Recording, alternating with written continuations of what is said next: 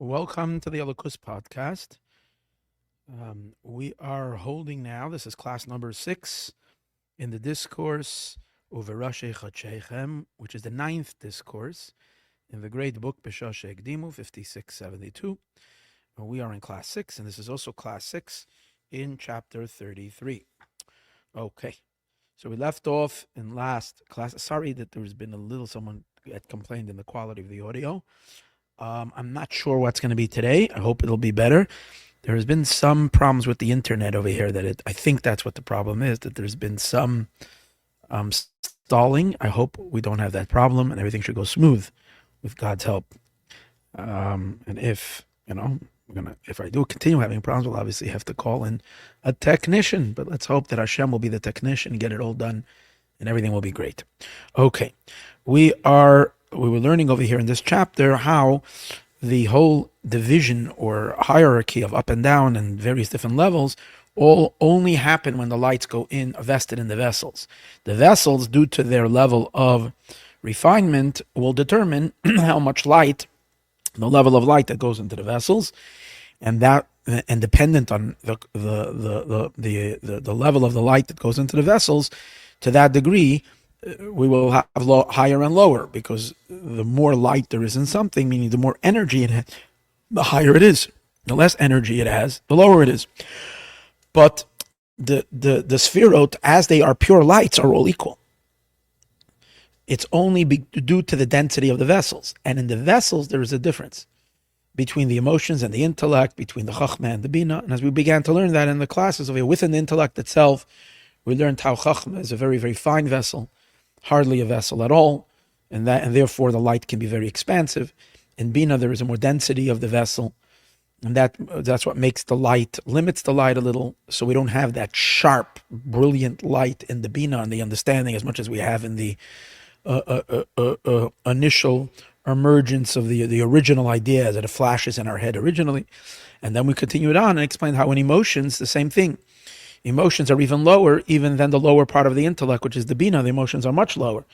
And that is because the emotional vessels are much denser, because they're much more into themselves. There's much more metzias, they're thicker, they're more of a something.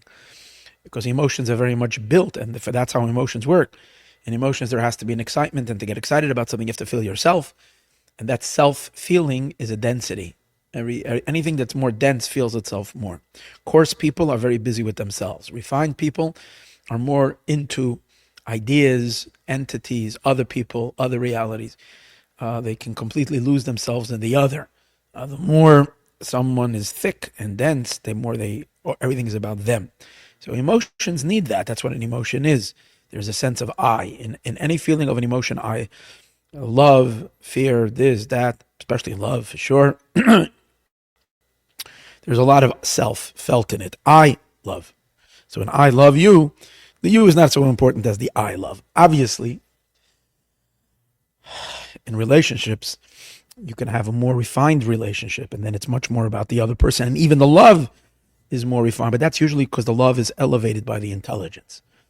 But the general notion of love is centered on self, and that centeredness of self is a density, and that's what makes that the general light of the soul, the pure energy, is less in the emotion than it is in the intellect. Now, he asked the question, this is what we're continuing off from last class. He asked the question, but emotions come from the intellect. And every excitement, which is an emotion, the excitement of the emotion begins, why am I excited about something? Because I appreciate its value, which is from the intellect. So how can we then say that in the intellect there's no real self? Intellect is more a very objective experience, a very free of self experience, when the whole excitement begins in the mind. So therefore he explained something really interesting, and he said like this: true, the mind is the beginning of the excitement of the emotion, but the self that is felt in the mind is very, very subtle compared to the self that's felt in the emotion. Because when you are feeling in other words, when you're learning about something and you recognize that thing is precious.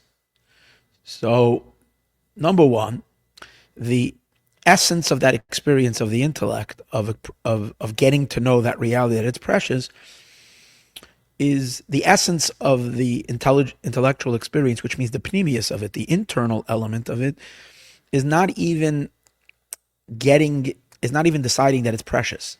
What it is seeing is the quality, whatever that quality is. In other words, it's appreciating the quality, not the fact that the quality is good, and that's wonderful, and it's wow, and that's already externality. The internal of it is, what is it? In other words, I can be coming to a class, and I can be, if I'm really, really lost in the essence of the class, then I'm not jumping up and down and screaming, wow, the class is awesome. That I can do later. Right now, I'm just hearing the idea. And the idea is not about the idea. It's just the idea itself. That's the inside of the intellect. Now, there is an external part of the intellect where you're already summarizing like something about it. And then you're already feeling, this is great. This is great. But when you're saying this is great, this is wonderful, this is awesome, whatever it is that you're feeling, it's not about yourself yet. It's about it is great. I mean, even in the external part of the intellect, when there is already an excitement, we learned in the last class, the excitement is not that it is good for me. Who's talking about you? There's no self there. In the intelligence, you lose yourself. You go out of yourself. It's it. It is wonderful. For who? For anybody. It's not, or it's wonderful for itself, but not that it's good for me or it's good to have it. It just is good. That's even when there is an excitement, which is the external of the intelligence, even over there, it's that it is good, not that it is good for me. But the emotion is a whole different story. The emotion is not interested in what's good. The emotion cares only about self. I need to know that it is good. It's good for me. Therefore, I want it. That's why I am drawn to it. That's why it's pulling I'm going to run after it. I'm going to chase it. I'm going to have it. I'm going to make it mine, right? Emotion very much builds on the self. And when it translates that goodness, it translates it in a subjective way that it's good for me. That's what we learned in the last class. Okay. And now we're going to continue over here in the middle of, again, chapter 33, closer towards the end. About the last quarter of the paragraph, of the chapter. We will understand this in the service of God. Now he's going to translate this from just a plain human experience to a more godly experience. What I mean godly is in the context of our service to God. This will be understood in our service of Hashem. When a person meditates on something godly, and one deepens his knowledge in it. So then, this godly phenomenon, like the subjects that we are learning over here, the concept that you're learning is meir b'moicha, illuminates their mind. That's what happens in the mind. Now, however, what is arriving into the emotions? What's reaching the emotions, let's say, yes, as a result of that appreciation, you learned something and you had this great new understanding of something about the divine, something about God, and it's awesome. And then, as a result of that, you actually activate your emotions, get excited about it. So he says, but that's the appreciation of the actual truth of it doesn't happen in the heart. The heart never gets to know that. It's not the heart's business of what it is. The heart only gravitates because it knows it's good. That's what he's saying. What of that energy, of that inyan eloki, of that incredible divine idea. It's not just an idea, but the inyan, the substance, this divine entity, this godly truth. In the mind, the truth is shining. In the heart, what's left over, what arrives into the heart, hurak is only one thing. The information that's informing the heart. This,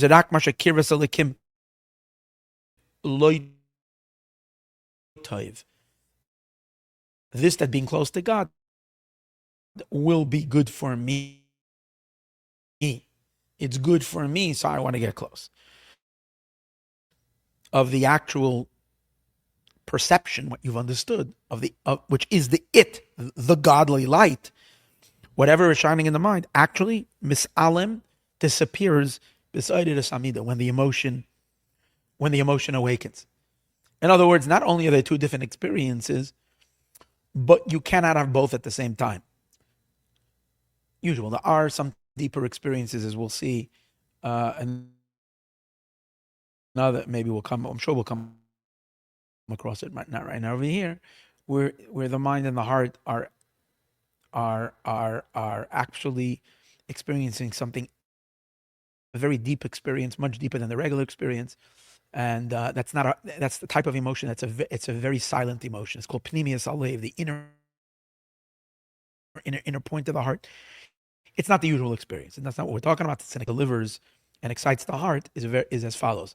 When the heart gets excited, the mind you have to lose that sharpness of what you experienced in your mind. You can't have, while the intellectual idea is brightly lighting up your intellectual consciousness, then the heart remains silent. The heart can't the heart can't start splashing and thrashing around and creating a ruckus of noise. And while the mind is lost in the subject. So what happens is you study something, you get the mind appreciates, the mind is lost. That's a very quiet experience. There's no emotion there. It's just lost. You get lost. Then the mind steps out of the inside. The mind goes a little bit back to self. It steps out of the depth of the inner world of that experience. The mind steps out into the outer chamber, if you might see, and the mind goes, wow. And the mind starts to go, wow. So it's not an excitement yet in the heart, but the mind is getting excited. But in order for the mind to do that, to get excited, the mind has to disconnect from it. The mind has to now go into the about it, which is the external of it. The mind is looking at it from a more distant place as opposed to being in it. And then even that needs to get quiet for the heart to step in and start dancing. Because then you can't feel even anymore how wonderful it is. You have to feel yourself again. And you're feeling wow, whatever I had before in my head is like awesome. So that's where the heart goes on fire. So that's another thing. It's not only that these are two experiences, but that they can't be simultaneously experienced.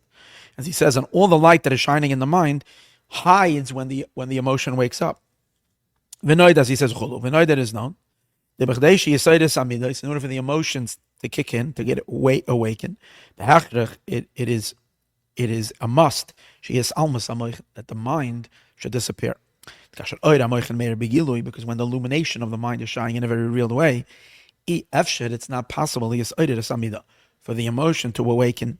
It's only when the light of the intellect high gets hidden, that's when the heart awakens.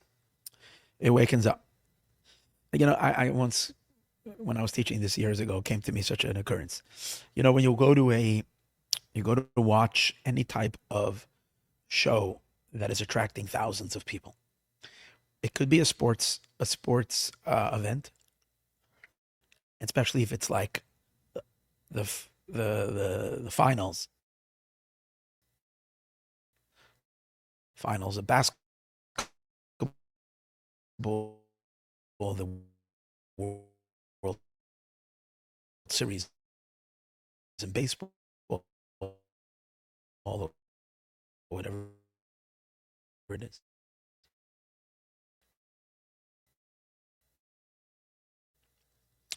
Or it could be anything. Or you can be where someone is doing a stunt game for the whole season. So everybody's cheering, but you'll notice that the moment when that happens, there's suddenly silence. You can have actually a stadium of, I don't know how many people fit into a stadium, but let's say, 70, 80,000 people. Not exactly sure what a stadium holds. And those people, everybody's standing. It is this moment at the pitch that goes completely silent. And then afterwards, there's a roar. The roar happens afterwards. Why? Why is everybody quiet? You're quiet because when you're watching something that is so, it's overtaking you, you get lost. You to roar, you have to feel yourself. You have to feel, I'm excited about this. Is good for me. My team won. You have to feel mine. And that's when you're shouting, jumping, screaming, and dancing or whatever it is. But at the moment it is happening, you transfer your consciousness completely from yourself to it. So you're not feeling yourself, so there's no one there to get excited. You're not home. You left your home. These 80,000 people left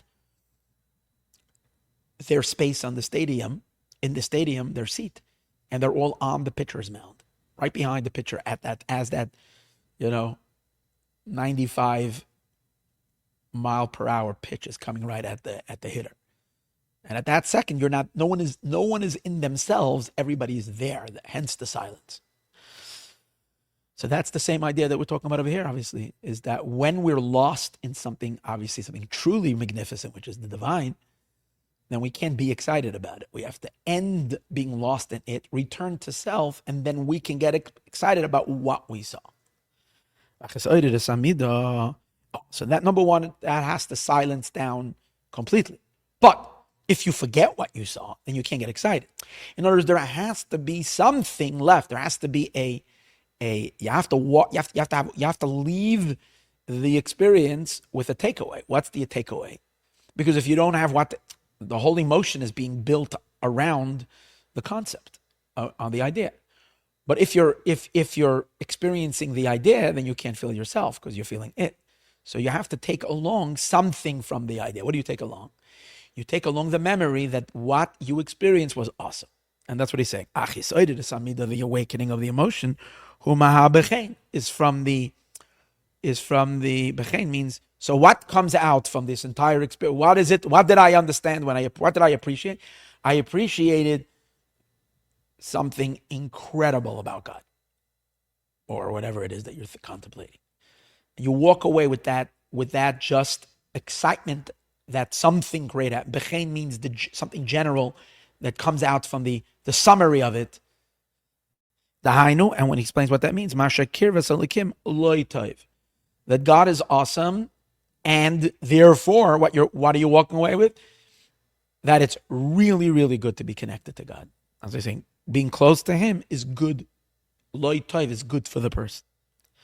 Rak, however, he says in parentheses, B'derech Makiv Nirigash Ha'elokus. Now, according to this, then you're not even feeling anything divine. All you're feeling is your interpretation about it. In the intellect, you're actually exploring, and through Torah, you can actually access the divine reality. So you would say, in your mind, in the experience of the intelligence, you're actually touching the divine. Like the Alter Rebbe explains in Tanya, that when you're learning a halacha in Torah, and that halacha is God's will, you're actually assimilating the divine in your mind. But here we're saying, okay, that's in the intellect. Can the emotion also be touched by God? We'd say, no, because the emotion can never feel it. The emotion is only feeling the about it. That's why he says something very important over in the parentheses. In a hovering manner, nirgash az elokus. Internally, of course, you're only feeling yourself, and you're feeling only the bottom line, that godliness is good. But on a more distant manner, in a more hovering manner, in a more encompassing manner, the elokus al nirgash az, you feel the divine al mashanispal of what that you've gotten excited about. That which you've understood in your mind is kind of hovering over your heart, so it's sensed in the heart. It's not like it's not being felt, but it's not prime focused. Prime focus is the idea that this is good for me. And therefore, hamidos aim b'chinas. And that's why the emotions are excited. That's what emotions are. It's an excitement. The chol is spilos, because every time there is an excitement, it means you're outside of it. The essence of something the essence of something is not excitement. The essence of it is it. The excitement about it is already the outside. It's what's buzzing around. That's the excitement. There is it. Whenever you're touching it, you're beyond excitement. When you're excited, means you're close to it, but not it. You're in the outside. An excitement is always when you're distant from the essence. The greatest tzaddikim, when they davened, or the greatest rebbes when they davened, there were moments, of course, when there were raptures and fire and fervor. But how do you know that they were really, really deep? Is when they suddenly stand like a stone. And it's not like you look at them, it's not like they're their minds are wandering somewhere else. No. It's because they suddenly attained such a connection that they became subsumed in the divine and they don't exist anymore as an apartment. They're lost in it. It's called a dveikus. We find it in davening as well, that our order of prayer is that way. In the Shema, we get excited. There's a lot of emotion there. But when you get to Shemona Esrei, you stand silently. Because the reason is because you enter the king's room. You're fully there. You're not outside. And therefore, hence the lack of excitement by the Shemona Esrei. Because when you're close and you're inside that phenomenon, you can't be excited about it. Because you become one with it. When you're not dveikos, that's the idea of cleaving. You cleave to something.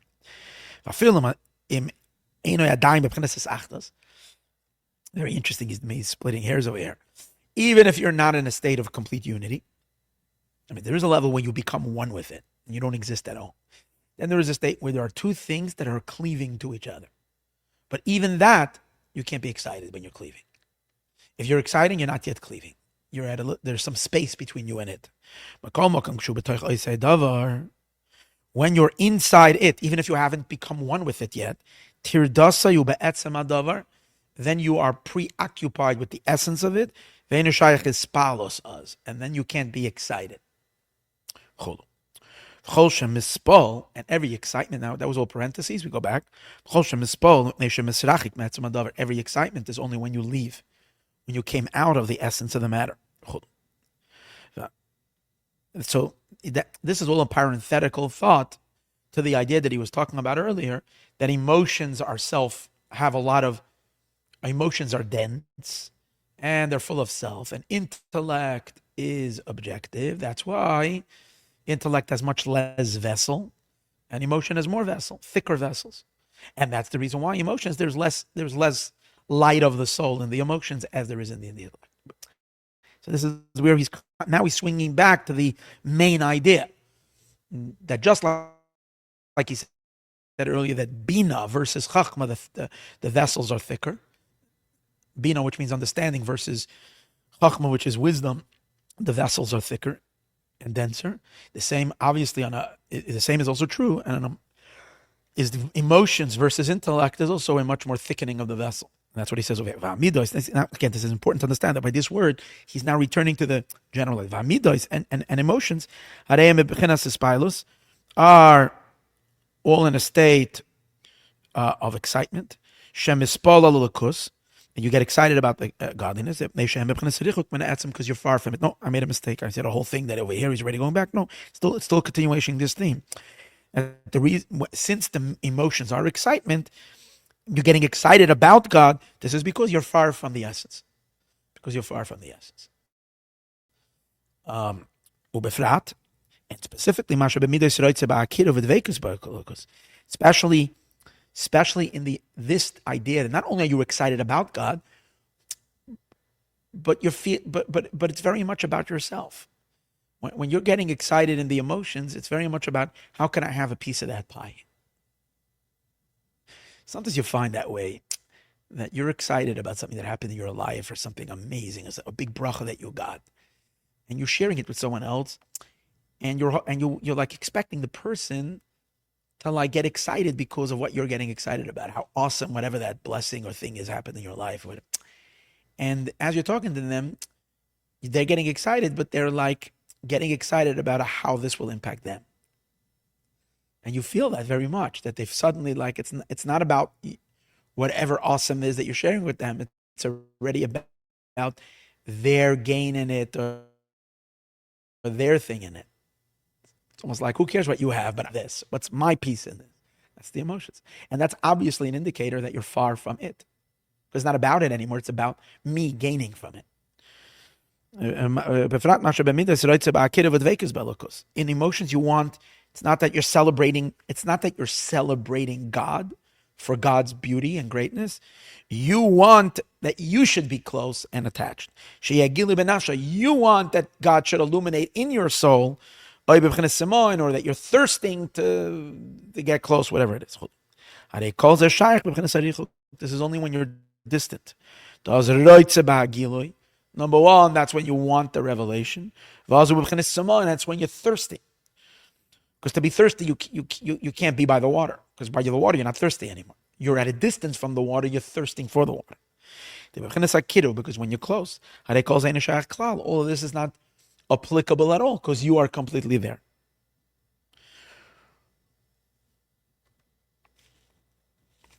So this is his explanation of why emotions are so much thicker than intellect. And in general, this difference that we just explained between emotions being more self-centered and intellect being more selfless, in intellect itself, you can differentiate between the chachma and the bina. Because even in the world of intellect, chachma is a pure transparent window. In chachma, there is no self at all. You're allowing light to shine into you as it is. There's nothing. In bina, there's already I am understanding. There is an I. It's not an I. It's not a selfish. It's not an I of wanting for self, but it's still. I need to fit this into the way my mind thinks. That's what bina is. My thinking. So there is there is much more something, there is more self in the bina than there is in the chachma. That's why in general, chachma is called I and nothing, and bina is called yesh, something. There is in emotion, there is an emotional ego, there's a real ego. In intellect, it's an intellectual ego, which is a far subtler ego, but there's still a self. In general, there's the difference between in the mochen itself. That's the first moment when an idea shines to you. The idea is shining in its full purity, and therefore there is no intervention or distraction with any preconceived notions. Someone is knocking on the door, you're opening the door, and whoever it is, that's what's coming inside. That's what the chachma is. There's no preconditions of, I got to dress you up to fit my house. You're there as you are. The chachma is something something flashes into you as it is. There's no self there. But in bina, you're already dressing it up, saying, if I'm going to let you into my house, I need you to put on slippers. I need you to do this. I need to fit you into my world. The bina and bina, and therefore, you find also that because chachma is no self, in the chachma experience, there's no excitement yet because you get completely lost. In bina, there is already excitement. In intellectual excitement, there is an excitement. The bina is spilos, v'slavos. Bina is already an excitement and a slavos and a fire. And therefore, anything that comes from a bina, anything that bina produces, is going to be fiery and full of turmoil. V'chachma and chachma b'chashai, and chachma is very silent. Dafka. That's why we find in the Holy Temple, there were two groups that were working in the temple. The Levites and the Kohanim, the Leviim and the Kohanim. The Levites were very fiery because they're on the left side. Their energy of their soul flows from Bina, which is understanding and excitement and fervor. That's why they are Gevura, they're fire. And the Kohanim, they are from Chesed, which is plugged into Chachma, which in Chachma there is much more bittul. When you watch the Kohanim were not a noisy bunch. They were silent. They were very meditative in their service. When you watch them, you didn't see anything. The Kohanim were extremely cool. The Leviim were on fire, were hot. Kidduah Hafresh ben Kohanim and Leviim is the difference between the Kohanim and the Leviim. The avodas Kohanim, the service of the Kohanim, who b'chashai is silent. But with the yearning of the heart. It's not that there's a yearning. But like we spoke before about the tzaddik, who is suddenly completely silent, there's no shaking, but inside him, the heart is like just melting into God. But and the service of the Levites, they sing, they raise their voices. Slavos, which indicates fire, excitement, because excitement makes noise. And that's the difference between Chachma and Bittul. Chachma is all about Koach Ma, the power of Bittul, the power of what? The power of nullification. Bina and Bina is understanding. Yesh u'metzias. It's already something and already in a state of metzius, of existence. However, that's in the intellect itself between the Chachma and the Bina. But in general, the Mochin, the Chachma, and the Bina, all the faculties of the mind, they're in a state of bittul. That's also physically. The brain, which is in the head, is the smallest part of the body. Even though they got the most energy, big things come in small packages. Big light comes in a smaller package.